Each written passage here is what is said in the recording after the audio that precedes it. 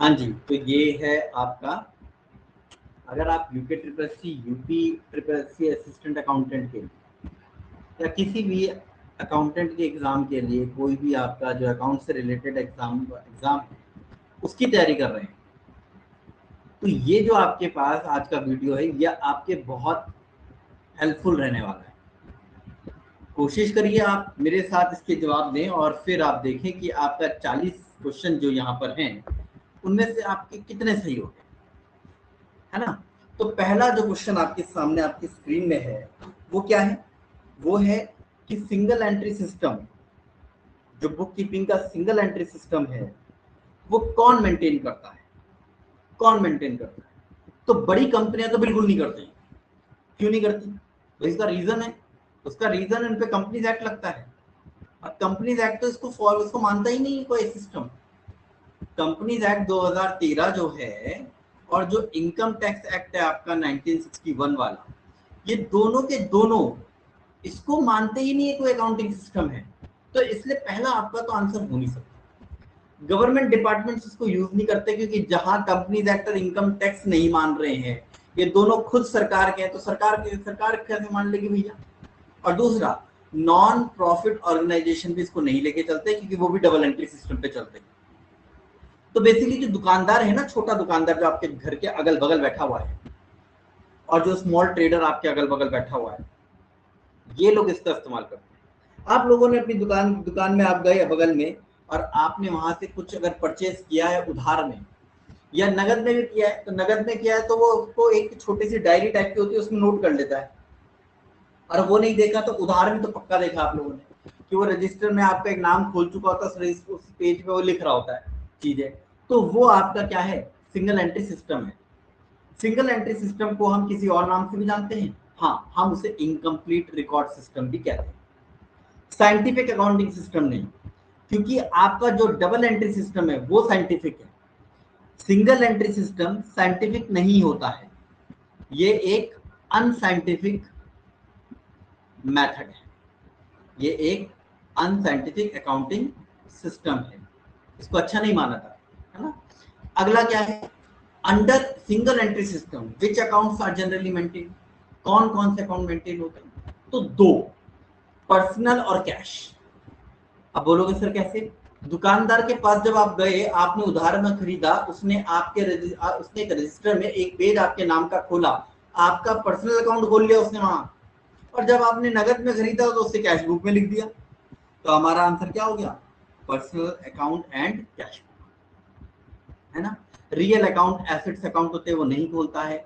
Real nominal कोई उसके यहाँ वेजेस अकाउंट, सैलरी अकाउंट नहीं खुलता है, और कोई नॉमिनल तो वो खोलने वाला ही नहीं है, वो सिर्फ पर्सनल और कैश बुक ही खोली जाती है। स्टेटमेंट ऑफ फेयर क्यों बनाते हैं? क्यों बनाते हैं? स्टेटमेंट ऑफ फेयर ना बिल्कुल बैलेंस शीट जैसा होता है, बिल्कुल बैलेंस शीट जैसा होता है। तो फर्क क्या होता है? इसमें कैपिटल नहीं होती। किसमें? सिंगल एंट्री सिस्टम में कैपिटल नहीं होती है। उस कैपिटल को निकालने के लिए एक बैलेंस शीट टाइप का एक अकाउंट बनाया जाता है, जिसको स्टेटमेंट ऑफ अफेयर कहते हैं। इसलिए ये कैपिटल अकाउंट निकालने के लिए बनाया जाता है। अब सिंगल एंट्री सिस्टम में होता क्या है भाई? आपके दो साइड हैं, एक आपकी एसेट है, एक आपकी लायबिलिटी है। यहां पर आप अपनी एसेट लिखने में लगे हैं कि भाई हमारे पास तो कैश 2000 रुपए है, हमारे पास तो एक बिल्डिंग है जो 3000 रुपए की है, हमारे पास तो एक मशीन है जो 8000 5000 रुपए की, चलो, और हमारे पास एक क्रेडिटर बैठा हुआ है जो ले रहा है 1000 रुपए। अब ये दोनों साइड मैच तो हो नहीं रही है, दोनों साइड मैच तो हो नहीं रही है, तो ये साइड का टोटल 10 आ रहा है, 10 में से एक जा रहा है या 9 बच रहा है। अब ये जो 9 बच रहा है, किस चीज का बच रहा है? वो यही कह रहा है कि difference between asset and liability under single entry system is known as capital, और not in single entry system.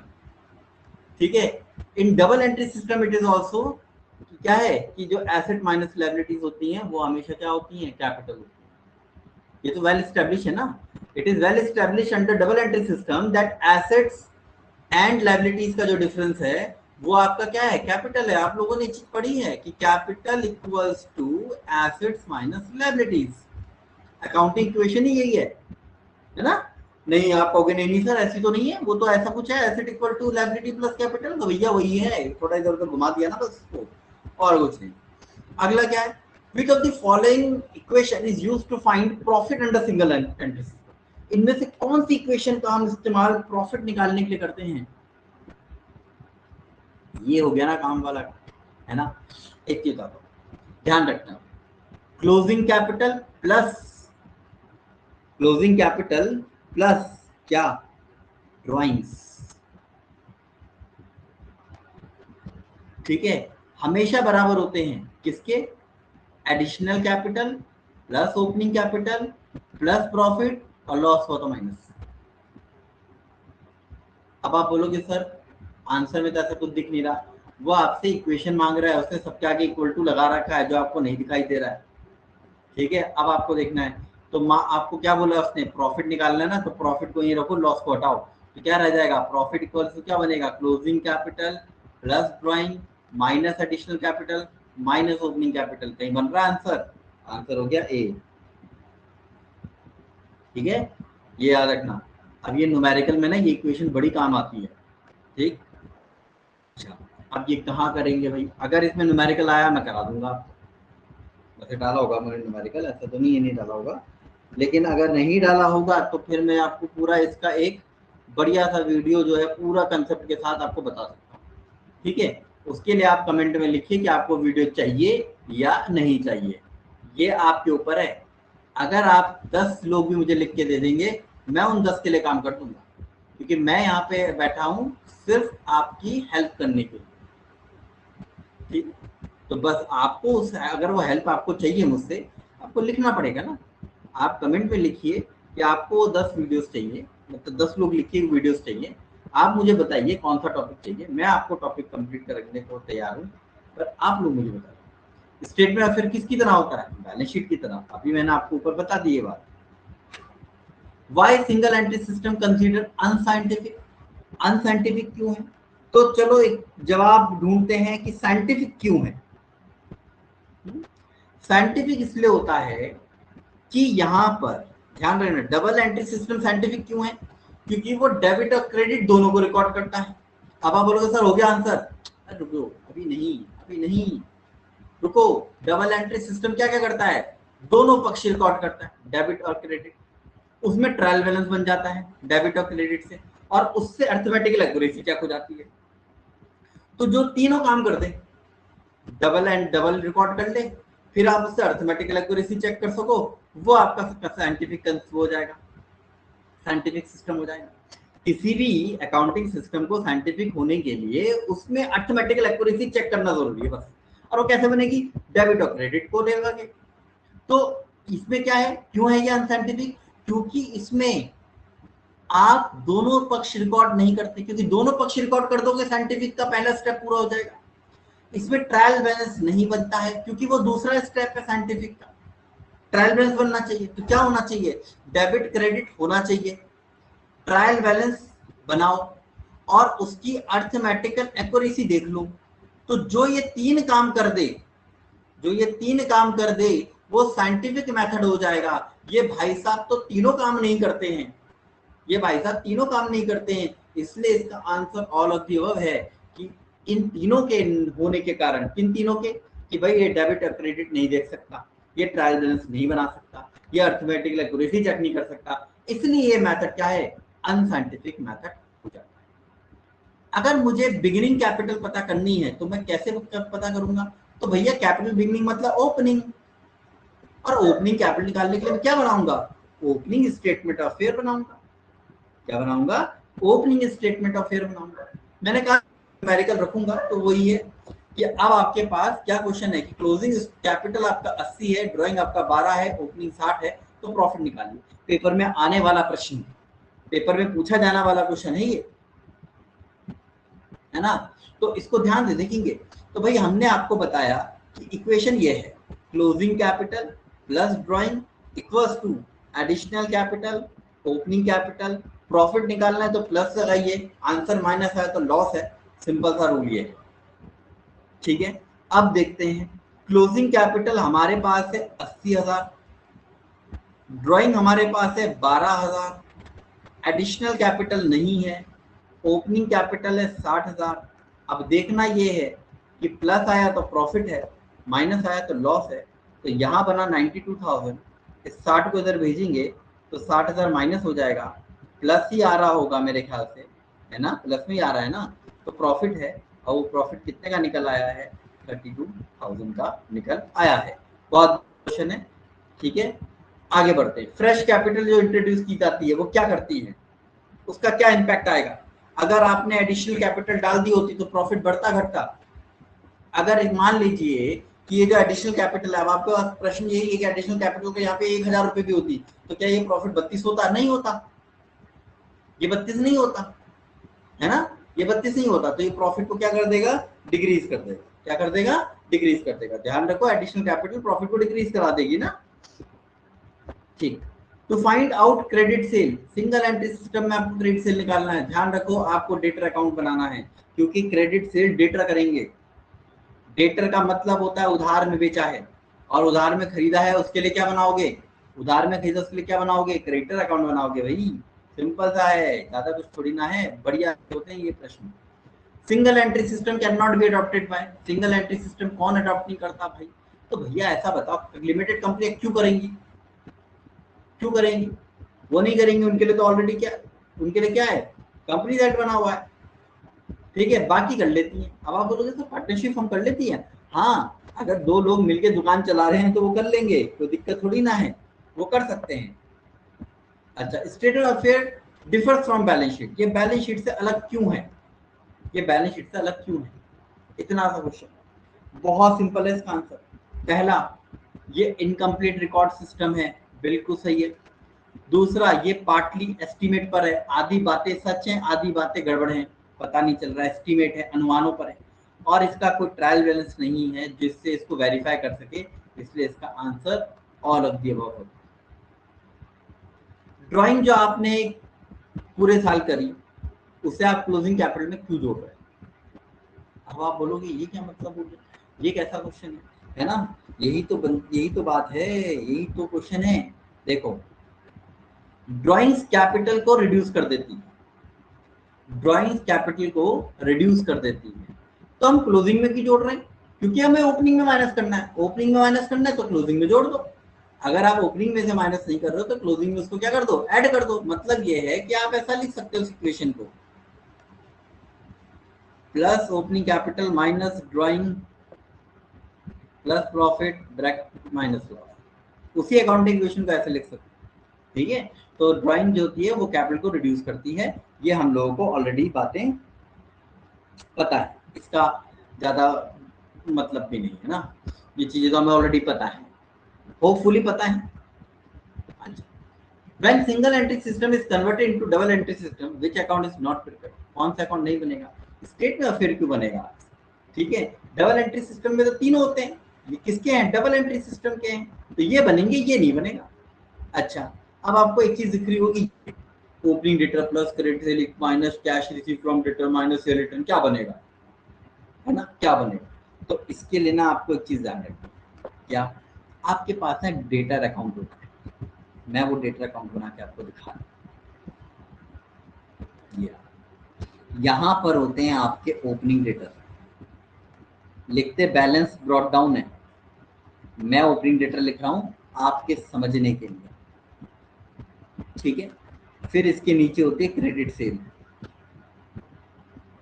इसके अपोजिट में पहला बंदा होता है कैश रिसीव्ड फ्रॉम डेटर्स, यही होता है आपका सेल्स रिटर्न, यही आपका होता है बैड डेब्ट अगर कुछ है तो, और यही आपका होता है क्लोजिंग डेटर। अब इसको जरा अकाउंटिंग इक्वेशन, इसकी इक्वेशन बनाओ, तो opening debtor plus credit sale equals to cash received from debtor plus sales return plus bad डेब्ट प्लस क्लोजिंग डेटर। उसने आपसे क्या कहा, उसने कहा कि ये कैश रिसीव फ्रॉम डेटर को उधर भेज दो, तो माइनस में चला गया opening debtor plus credit cell, minus हो गया कैश रिसीव इधर जाने के कारण, सेल्स रिटर्न इधर जाने के कारण फिर से माइनस हो गया, तो ये किसके बराबर बना, ये बना क्लोजिंग डेटर के बराबर, और हमारा बी आंसर हो गया। ठीक है, चलो आगे बढ़ें। इंफॉर्मेशन रिगार्डिंग कैश सेल की बुक, कहाँ कैश सेल का कहाँ से रिकॉर्ड मिलेगा, तो वो कैश बुक से मिलेगा भाई, डेटर से क्यों मिलेगा, डेटर तो कैश सेल को रिकॉर्ड ही नहीं करता, सिंपल सा है। Single entry system is characterized by the absence of, क्या चीज गायब है जिसकी वजह से ये सिंगल एंट्री सिस्टम है, इसमें नॉमिनल रियल नहीं होते, इसलिए ये सिंगल एंट्री सिस्टम। ठीक है, अच्छा आगे आ जाओ। Income tax paid by soul trader जो भी इनकम टैक्स देता है वो ड्राइंग कहलाता है। ठीक है, वो क्या कहलाता है, ड्राइंग। सिंगल एंट्री सिस्टम के अंदर जो डेप्रिसिएशन लगता है फिक्स एसेट के ऊपर, वो कहाँ दिखाया जाता है, ठीक है, वो कहाँ दिखाया जाता है,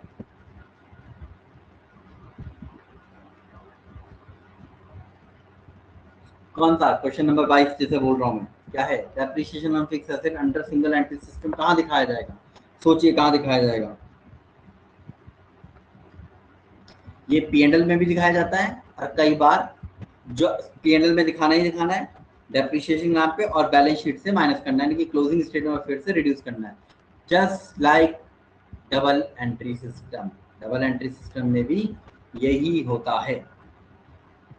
नेटवर्थ मेथड किसको कहते हैं, नेटवर्थ मेथड किसको कहते हैं, तो नेटवर्थ मेथड कहा जाता है स्टेटमेंट ऑफ फेयर मेथड। ठीक है, अंडर कन्वर्जन दो मेथड है ना, यहाँ दो मेथड है, सिंगल एंट्री सिस्टम में दो मेथड है, कन्वर्जन और एक मेथड होता है आपका नेटवर्थ मेथड। नेटवर्थ मेथड हम किसको बोलते हैं, स्टेटमेंट ऑफ फेयर को।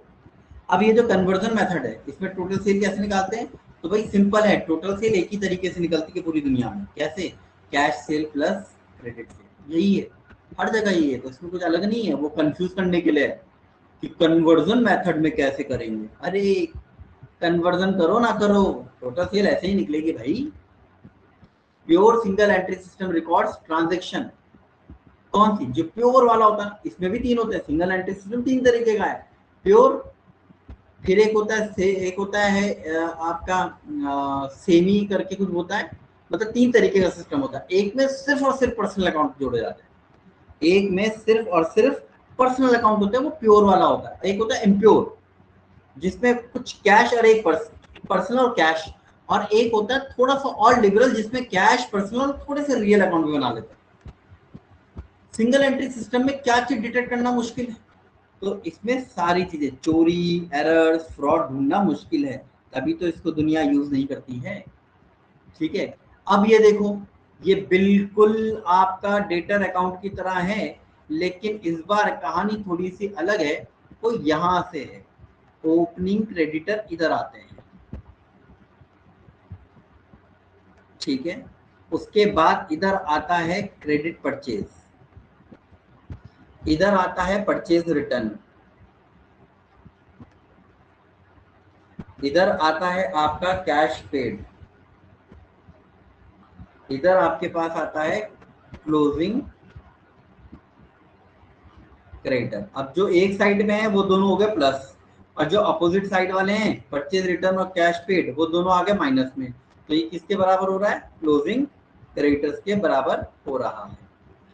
कौन सा सिस्टम प्रोवाइड करता है full double sided coverage of every business transaction, हमें पता है डबल एंट्री सिस्टम, इसका आंसर ही डबल एंट्री सिस्टम है, बढ़िया था, कोई ज्यादा ध्यान देने की जरूरत ही नहीं, सिंपल सा हमको दिखाई दे रहा है आंसर, है ना। Which of the following value is taken for asset in statement of fair, कौन सी एसेट, कौन सी वैल्यू आप स्टेटमेंट ऑफ फेयर में लेंगे, अगर मार्केट वैल्यू दे रखी होगी, मार्केट वैल्यू अगर दे रखी है तो कौन सी वैल्यू को आप स्टेटमेंट ऑफ फेयर में दिखाओगे, ये इसका प्रश्न है। तो ध्यान रखो, हम हमेशा स्टेटमेंट ऑफ फेयर में, चाहे वो बैलेंस शीट ही क्यों ना हो, बैलेंस शीट और स्टेटमेंट ऑफ फेयर दोनों होती एक ही चीजें हैं, इसलिए इसमें बुक वैल्यू आफ्टर डेप्रिसिएशन ही हम दिखाते हैं, डेप्रिसिएशन काट कर ही वैल्यू दिखाई, चाहे डबल बनाओ चाहे सिंगल बनाओ।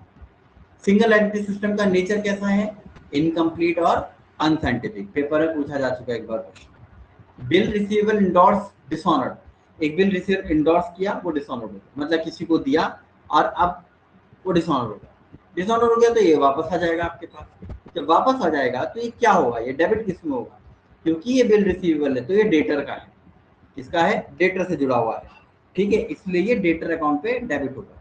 अगर बिल्स पेबल होता तो ये क्रेडिटर अकाउंट पे क्रेडिट होता। ये डेटर को बढ़ा देगा ना, क्योंकि डिसऑनर मतलब क्या है, उसने पैसे नहीं दिए, उससे पैसे नहीं दिए तो वो वापस डेटर बन जाएगा, ठीक है, तो डेटर क्या कर जाएगा, इंक्रीज कर जाएगा।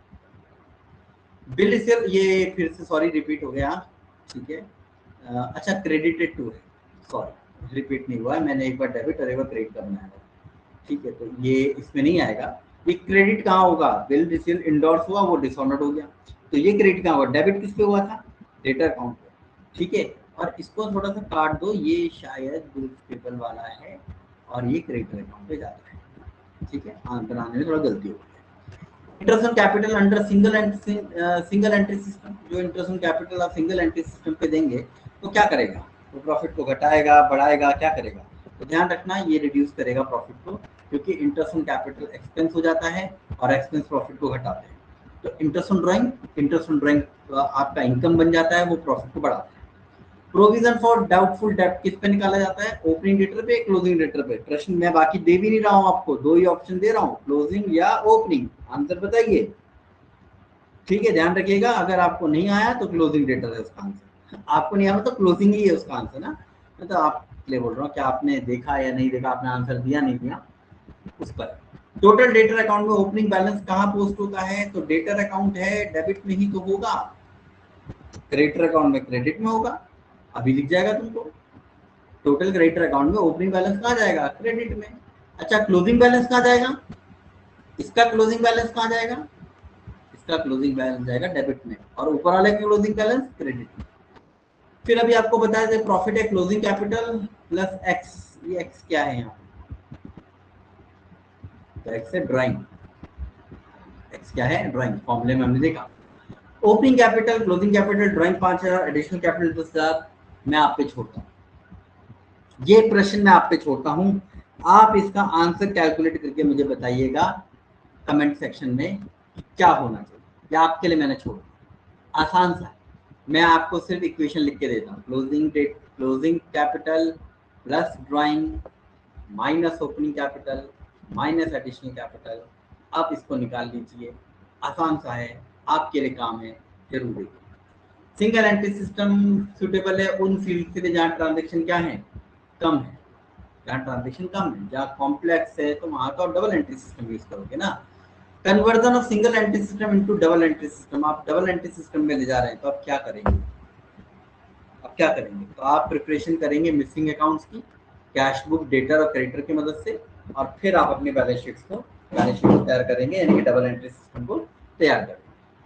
तो अगर आपको ये क्वेश्चंस ठीक लगे हों, अच्छे लगे हों, तो आप इस चैनल को सब्सक्राइब कर सकते हैं, लाइक कर सकते हैं, कमेंट जरूर करिए कि आपको कोई क्लास चाहिए या नहीं चाहिए।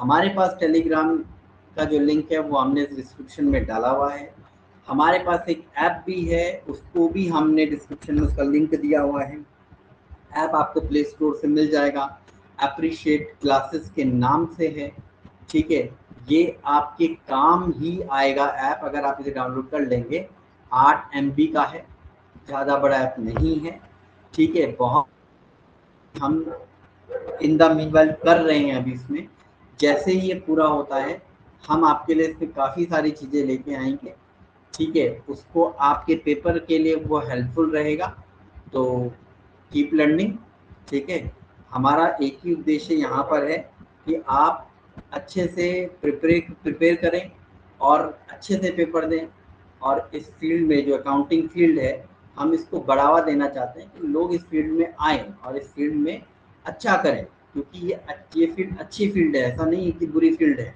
ठीक है, बेहतरीन फील्ड है। आपके पास एक असिस्टेंट अकाउंटेंट नॉर्मल अगर आप एक देखें तो अगर आपने बहुत ही अच्छे से तैयारी करी हुई है ना, बहुत ही बढ़िया तैयारी से आपने अपना 11th 12th और बीकॉम वाला तैयार किया हुआ है, तो ये बहुत बढ़िया जॉब है जो आपको एक सिंपल बीकॉम की डिग्री में एक बढ़िया सैलरी दे रही है, और 8th पे कमीशन के बाद तो ये सैलरी भी और ज़्यादा होने वाली है। तो आप लोगों को सिर्फ पढ़ाई करनी चाहिए, ठीक है, 11 से लेकर बीकॉम तक का सिलेबस से कंप्लीट करिए और आप इस पेपर को निकाल लेंगे इजीली, ठीक है, चलिए फिर तो अब नेक्स्ट क्लास हम आपके लिए करेंगे और उसमें हम कोई नेक्स्ट टॉपिक आपके लिए लेके आएंगे।